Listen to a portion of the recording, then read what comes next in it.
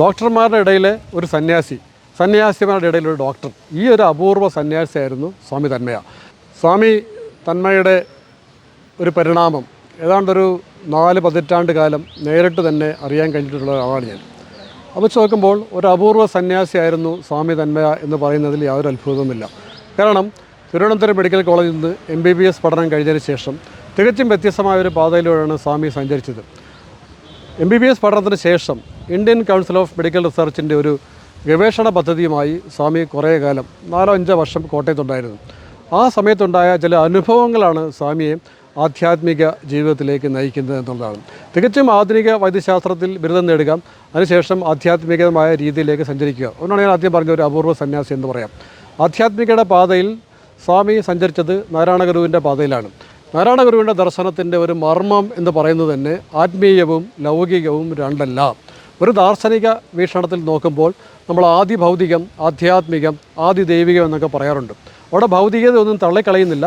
ഭൗതികതയെ തള്ളിക്കളയാതെ തന്നെ നമ്മളൊരു ആധ്യാത്മികമായ മാർഗത്തിൽ കൂടി സഞ്ചരിക്കാം.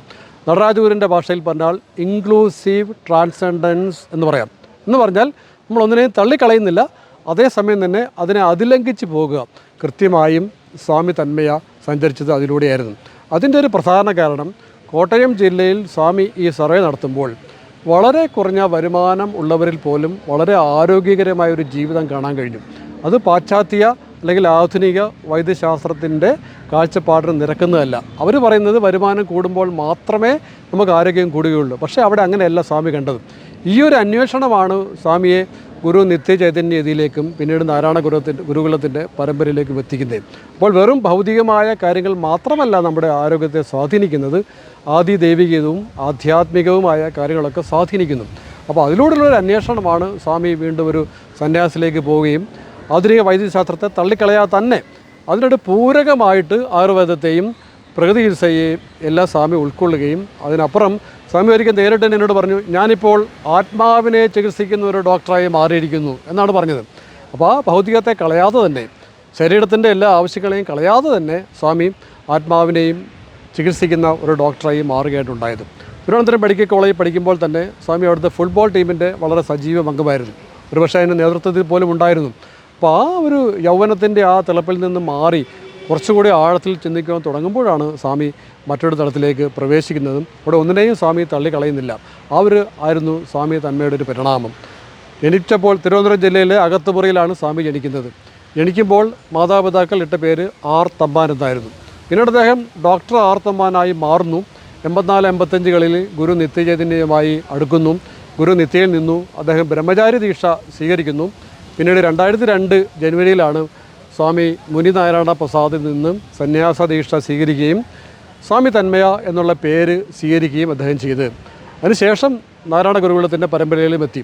പരമ്പരയിൽ നോക്കുമ്പോൾ നടരാജഗുരു സ്ഥാപിച്ച നാരായണ ഗുരുകുലത്തിലെ 5ാമനായിട്ട് വരും സ്വാമി. 3ാമത്തെ ഗുരുവായിരുന്നു സ്വാമി മുനിനാരായണ പ്രസാദും. നടരാജഗുരു, അതിനുശേഷം ഗുരു നിത്യചൈതന്യയതിയും, അതിനുശേഷം ഗുരു മുനിനാരായണ പ്രസാദ്. ആ പരമ്പരയിലെ സന്യാസിയായിരുന്നു സ്വാമി തന്മയ. ഇതിൽ 5ാമതായിട്ട് വരും എന്നുള്ളതാണ് സ്വാമിയെ കാണാൻ കഴിയുന്നത്. അവസാന കാലത്തായിട്ട് ഒരു പാശ്ചാത്യ ചിന്തകനായ സ്പിനോസയുടെ ദർശനവും നാരായണ ഗുരുവിൻ്റെ ദർശനവും തമ്മിൽ വളരെ സാമ്യമുണ്ടായിരുന്നു. ഗുരുവിൻ്റെ ദൈവദശകത്തിലെ ചില ആശയങ്ങളൊക്കെ നമുക്ക് സ്പിനോസയുടെ ദർശനത്തിലും കാണാൻ കഴിയും. അപ്പോൾ അത് തമ്മിലുള്ള ബൃഹത്തായ ഒരു താരതമ്യ പഠനത്തിൽ സ്വാമി ഏർപ്പെട്ടിരിക്കുകയായിരുന്നു. അത് ഗുരുകുല മാസികയിൽ കണ്ടശ പ്രസിദ്ധീകരിച്ച് വരികയുമായിരിക്കുന്നു. അപ്പോൾ എല്ലാവരുടെയും കരുണ കാണിക്കുക, അവരുടെ വ്യക്തിപരമായ കാര്യങ്ങളിൽ ഇടപെടുക, ആധ്യാത്മികമായ കാര്യങ്ങളിൽ മാത്രമല്ല സമഗ്രമായ ഒരു ജീവിതമായിരുന്നു സ്വാമിയുടെ ആധ്യാത്മികത. അത് ഞാൻ ആദ്യം പറഞ്ഞതുപോലെ നാരായണ ഗുരുവിൻ്റെ സമഗ്രമായ ആധ്യാത്മിക ജീവിതത്തിൻ്റെ അല്ലെങ്കിൽ ദാർശനിക ജീവിതത്തിൻ്റെ പ്രതിഫലനം എന്ന നിലയിൽ സ്വാമി തന്മയെ നമുക്ക് കാണാൻ സാധിക്കും. ലണ്ടനിലെ ശ്രീനാരായണ ഗുരു മിഷനിലൊക്കെ താമസിച്ചുകൊണ്ട് വളരെ കാലം അവിടെ ഗുരുദർശന പഠന പരമ്പരകളൊക്കെ സ്വാമി സംഘടിപ്പിക്കുകയുണ്ടായി. അപ്പം അങ്ങനെ ഈ അപൂർവ സന്യാസിയാണ് നമുക്കിപ്പോൾ സ്വാമിയുടെ സമാധിയോടുകൂടി നഷ്ടമായിരിക്കുന്നത്. അത് അങ്ങനെ ഒരു അപൂർവത. സന്യാസിമാർ ധാരാളമുണ്ട്, ഡോക്ടർമാരും ധാരാളമുണ്ട്. അപ്പോൾ ഡോക്ടർമാരുടെ ഇടയിലൊരു സന്യാസി, സന്യാസിമാരുടെ ഇടയിലൊരു ഡോക്ടർ, അതായിരുന്നു സ്വാമി തന്മയെ അപൂർവമാക്കുന്ന ഒരു ഘടകം.